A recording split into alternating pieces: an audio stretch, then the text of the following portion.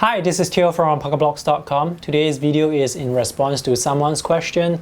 He or she asked me how to put human figures, how big to draw them into a sketch that has already been drawn. So the question was posted in the video of my time lapse for this particular sketch. Take for example, if I were to add human figures, how big should I draw them into this sketch? So today's video will cover that. Alright, let's talk about the concepts first. The most important thing to note is your eye level and the horizon. Let's say you are standing, or if you are sitting and sketching and you're looking forward, your eye level will coincide with the horizon. And the horizon will intersect every person in that sketch at exactly the same body part. Let me explain and show you with an example. Take for example, this is your eye level.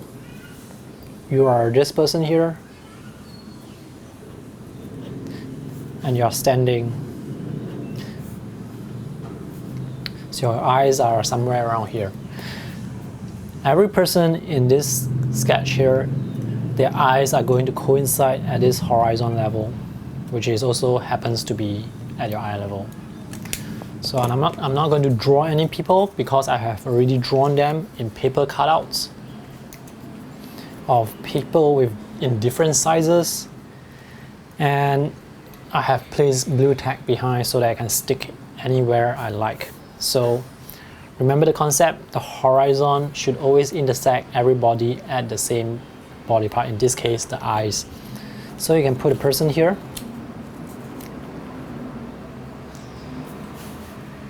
you can put a person here.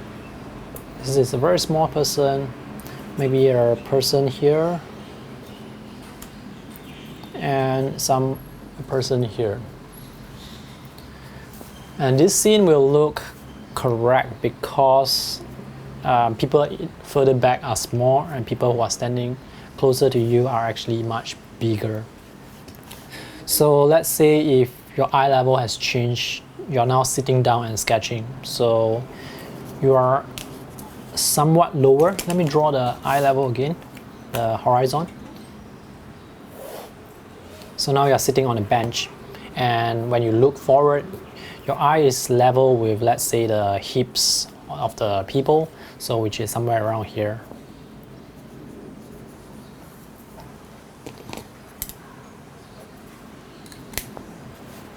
Again, the horizon should intersect everybody at the same place.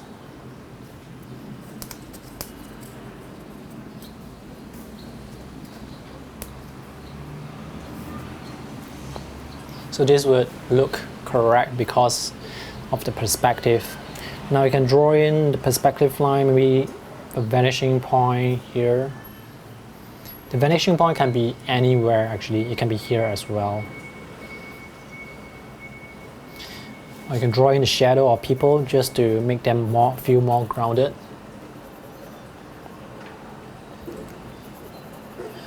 So this is how it's going to look.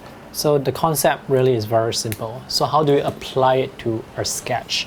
So let's take a look at my sketch earlier.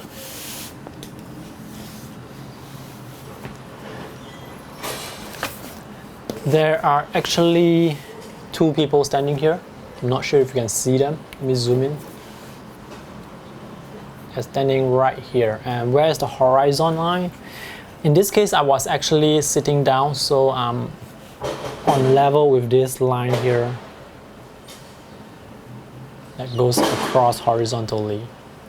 So if you look closely at these two persons standing here, the horizon line actually intersects them at the chest level. So if I'm going to put additional people into this scene, I will put them to intersect at the chest level as well. So for example, this person is going to be here. This person, which is much bigger, is going to be here. It's cropped off. You can see that this is even cropped off. And maybe a person will be here. And a smaller person standing somewhere around here. Let me move the sketchbook down so that this guy is cropped off. So you can see that this feels right because people who are standing further looks as if they are smaller, and the smallest person here would be the one standing furthest back. Now, if you were to draw them, like let's say you place this person here, for example. Now the horizon is now intersecting at this person's knee, lower knee. So this feels off immediately because you know that this person, the horizon line intersects all these other people at the chest level. But for this guy, it intersects here at this lower point here. So it appears that this person is actually a giant. Let me put another more extreme example.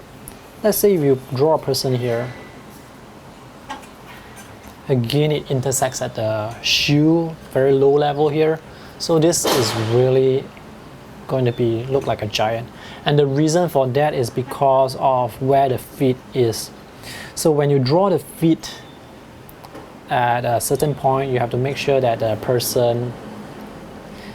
place where it's intersecting should align with the horizon line. I'm not sure if that's clear enough. Let me do a drawing demonstration.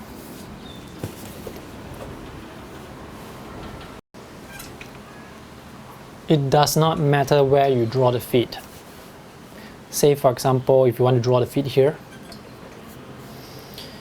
and if you draw the feet here, you know that horizon line is here, you know that the eyes are here, so you know that roughly the person is going to be this high because the feet is here, the head should be around here. So you can draw that.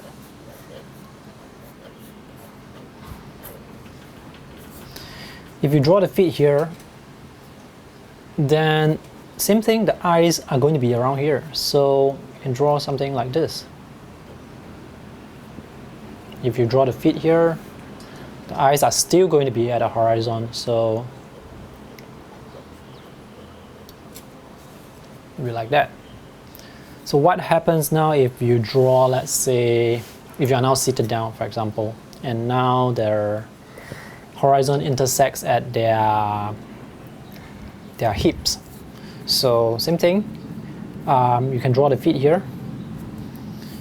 If I know that the horizon is going to intersect at their hips, the hip is around halfway of a human height, I know the head is going to be this tall. So if I know the feet is here, I know the hip is here, I know the head is going to be here. So I just draw like that. Let's say if the feet is here now. If the feet is here, the hips will be here, and I know that the head should be somewhere around here because this will be the full height. So I'm just going to draw the head here, the arms, the hips, and this is where the feet is. Same thing here.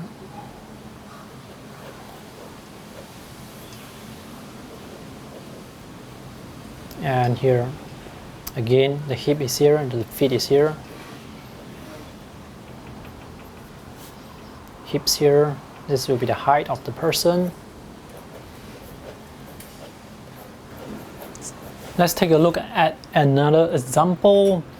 This concept applies indoors as well, even though you cannot see the horizon line. Well, the horizon line is somewhere behind. I'm actually seated down, so my eye level is the same as the eye level of all these people.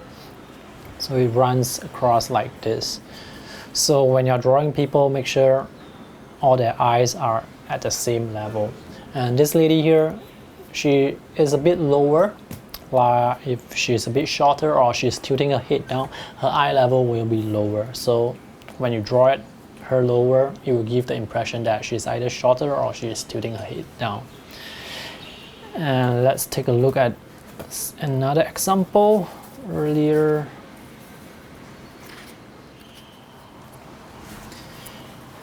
In this example, the eye level is actually around here. I'm standing on this floor drawing, so all the people here, all their eyes, they're intersecting at the horizon, even though you cannot see it. your horizon is somewhere around here. And for people who are on the ground floor, on the basement, well, because the horizon doesn't pass through them, so you cannot use the concept. So this only applies when you are drawing people who are standing on the same level as you. If you are still unsure of the concept, here's an exercise for you to try. Draw some human figures of different sizes and cut them out. Put some blue tack behind if you want to stick them. Look at some of your old sketches and try to identify where the horizon line is. The horizon line usually is the line that is the same as your eye level line.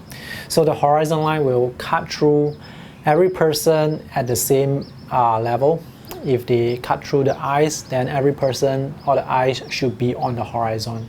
If you are seated down, then you are probably looking at the hip level of the people.